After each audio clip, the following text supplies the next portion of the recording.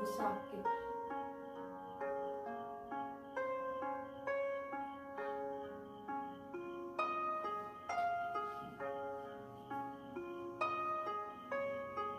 Namaku Dia.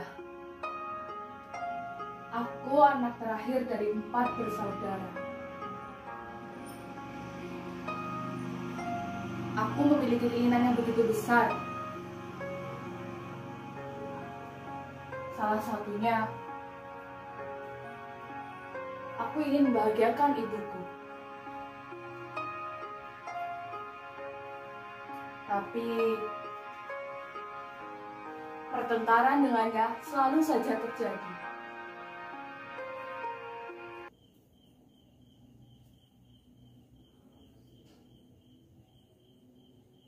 Ibu sakit. Itu salah satu pesan yang dikirimkan padaku.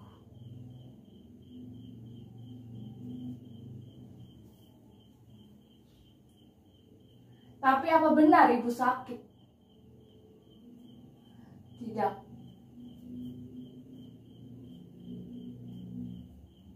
Ibu tak pernah kelihatan lelah. Bahkan aktivitas yang menguras kekuatan fisiknya pun semua dilakukan. Ibu tidak hanya kuat,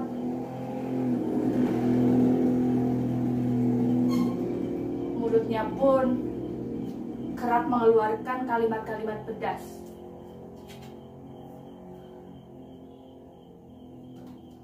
Dan ya, khususnya untuk aku,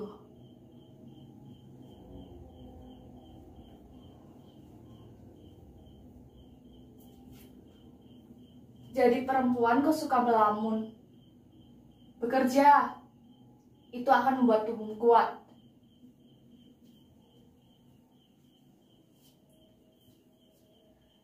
Itu salah satu komentar yang dilontarkan padaku. Padahal saat itu aku sedang tidak menganggur.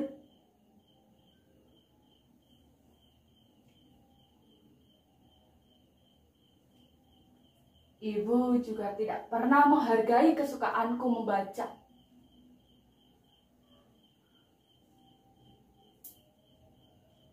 Katanya, itu hanya kegiatan tidak berguna yang tak menghasilkan.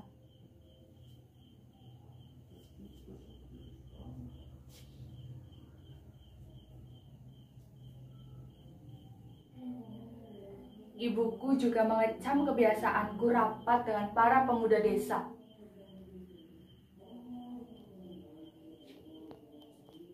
Katanya, mengasuh ternak jauh lebih berguna daripada bicara panjang lebar dan adu pendapat.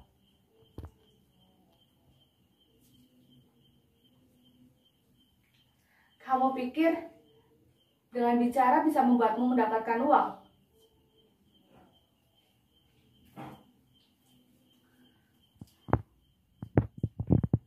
Saat itu, ingin sekali rasanya aku menentangnya.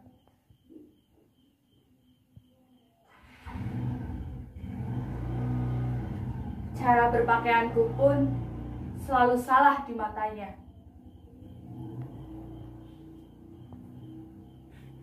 Berpakaianku yang tidak rapi, kelihatan kelaki-lakian, dan segalanya. Aku heran. Rasanya tidak ada satupun hal yang selalu dianggap benar. Selalu ada aja yang kurang.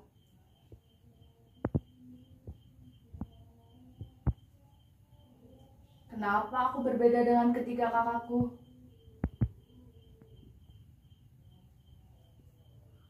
Mereka bisa sekolah, lulus, kemudian menikah dan punya anak tanpa pertengkaran dengan ibu. Sedangkan aku selalu bertengkar dengannya.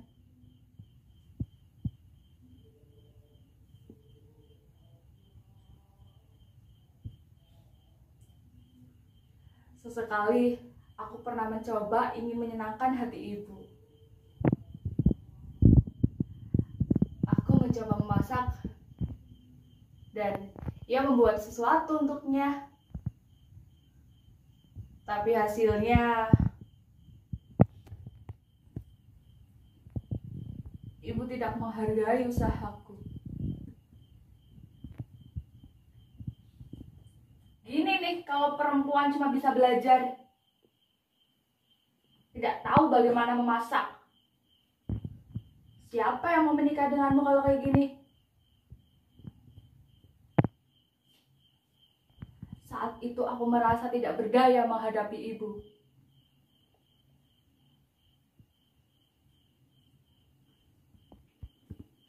Lagi-lagi, ibu mengejekku ketika aku sedang mempersiapkan diri untuk mengikuti tes beasiswa.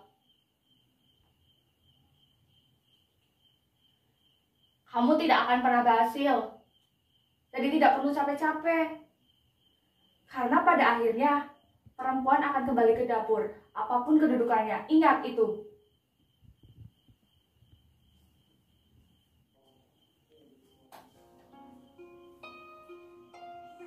Aku capek. Capek sekali rasanya bertengkar dengan ibu.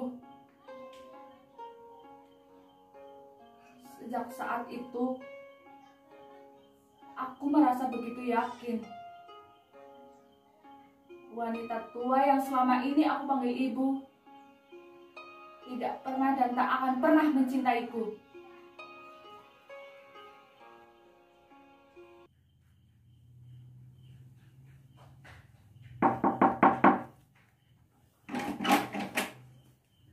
Hai Li,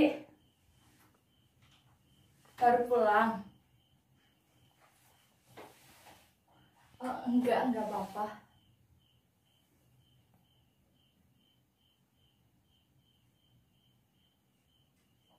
Li, apa kamu percaya kalau aku bilang ada ibu yang tak pernah mencintai anaknya?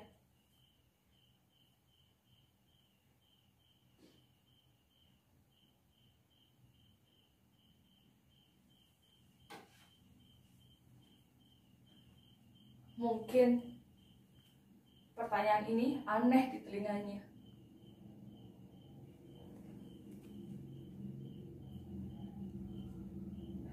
Karena aku tahu keluarganya adalah keluarga terhangat yang pernah aku temui.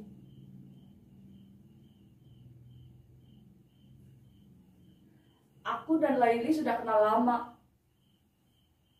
tapi tak pernah sekalipun aku bercerita tentang ibu.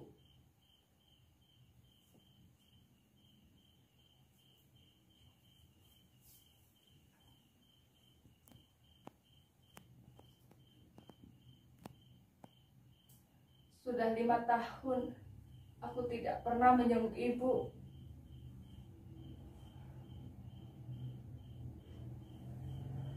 Ya, tidak pernah sama sekali. Sebagai seorang anak, aku pun punya kasih yang ingin kupersembahkan pada wanita itu.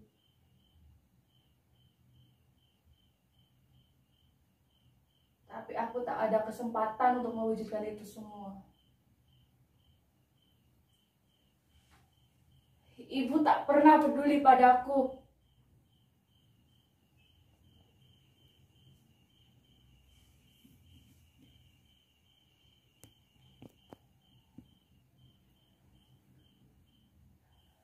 Ibuku sakit, Li. Apa yang harus aku lakukan sekarang?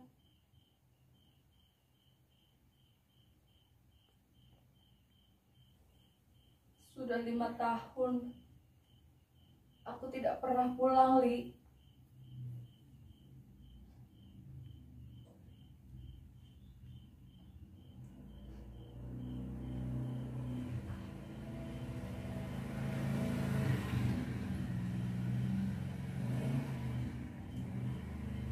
Terima kasih, Li. Tidak perlu repot-repot. Biar aku bereskan barangku sendiri.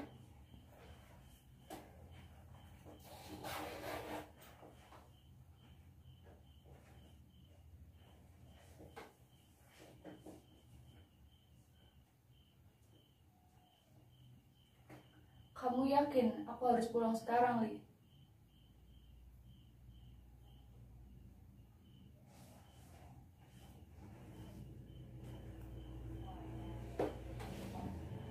Andai dia tahu seperti apa ibuku. Ibuku lebih keras daripada Karang. Tapi Karang masih bisa terkikis oleh air laut. Sedangkan ibuku, tak ada yang bisa mengalahkan hati kerasnya.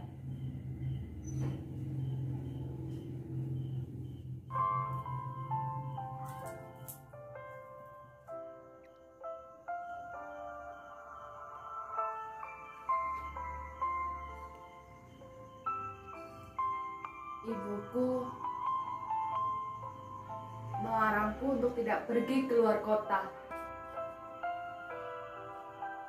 Katanya, anak perempuan yang pergi keluar kota hanya akan menjadi santapan laki-laki. Astagfirullahaladzim. Ibu kira perempuan macam apa aku?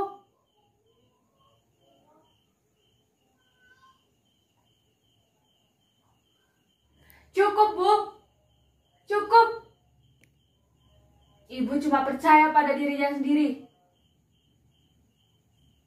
Seakan-akan semua orang akan mengalami nasib yang buruk.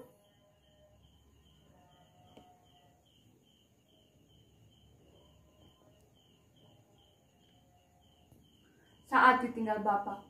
Ya, Bapak meninggalkan kami semua.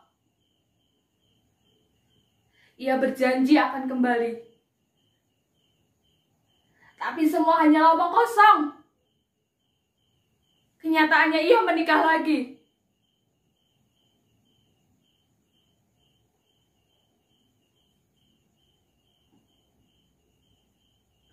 Seharusnya ibu bangga padaku, Bu. Seharusnya ibu menyemangatiku. Bukan malah terus-terusan mengejekku.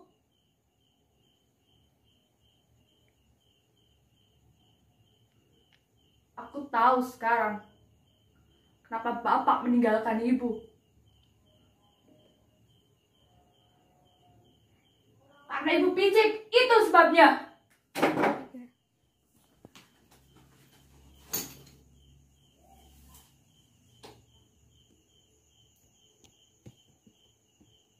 Setahun belakangan ini, ibu sering sekali jatuh sakit.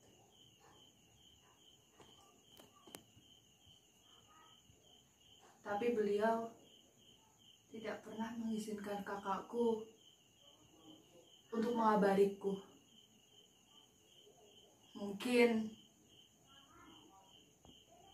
ibu tidak membutuhkan kehadiranku.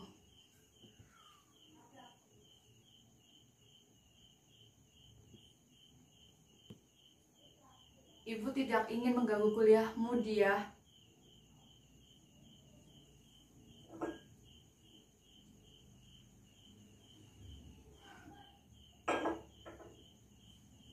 Sejak kapan ibu memikirkan kuliahku? Baginya, anak perempuan cuma akan ke dapur.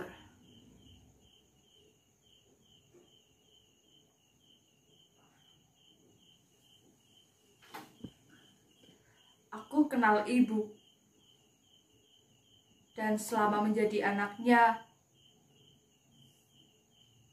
ibu tidak pernah bersikap kasih padaku. Assalamualaikum, Bu. Gimana kabarnya, Bu? Alhamdulillah. Kabarku baik.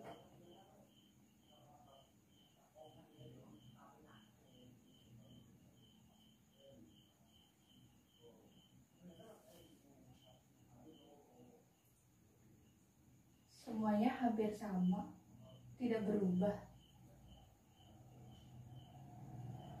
Kenapa ibu bertahan dengan kesederhanaan ini?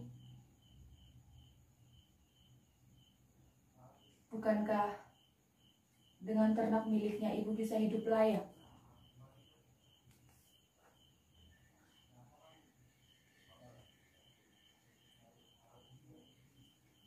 Belum lagi ketiga kakakku. Mustahil jika mereka tidak memberikan uang tambahan untuk ibu.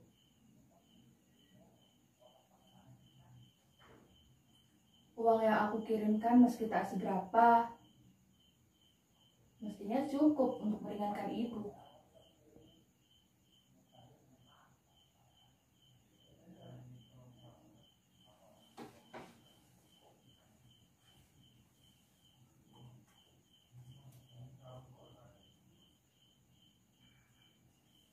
Ini foto aku kan, Bu? Ibu masih menyimpannya?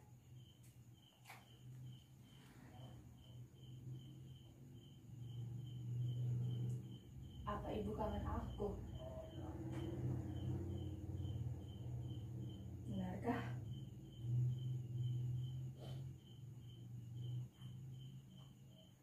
Apa yang membuat ibu berubah? Usia? Atau waktu 5 tahun itu?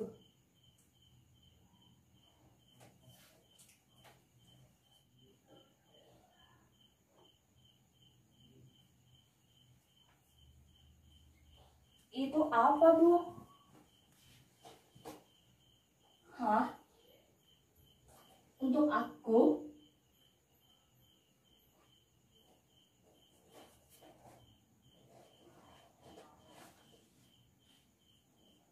Uang sebanyak ini untuk apa, Bu?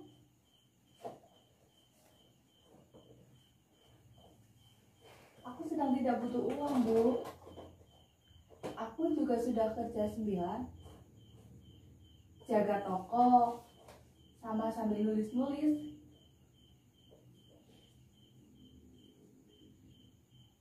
Biaya wisuda tidak perlu sebanyak ini, Bu.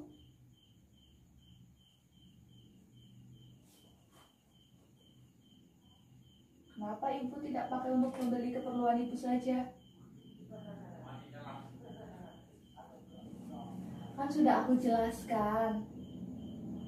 Aku sudah bisa cari uang sendiri meski tak seberapa. Jadi, ibu tak perlu repot-repot memikirkan aku, Bu.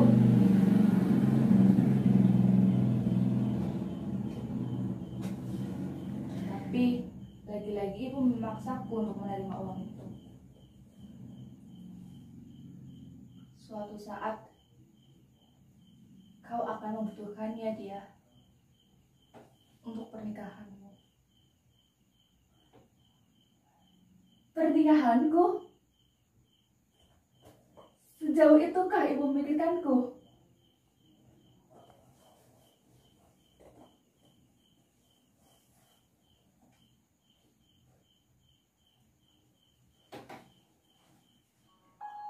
Maafkan ibu jika selama ini keras padamu, dia.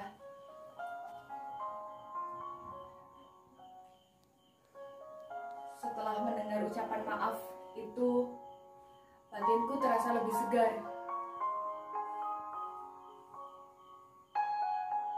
Semua kehampaan, kebencian, dan kekesalanku pada wanita itu tiba-tiba kini tak ada lagi. Ya, aku tak lagi membencinya. Dan ternyata aku cukup punya arti di mata ibu. Aku rembulan di hatinya. Terima kasih, Ibu.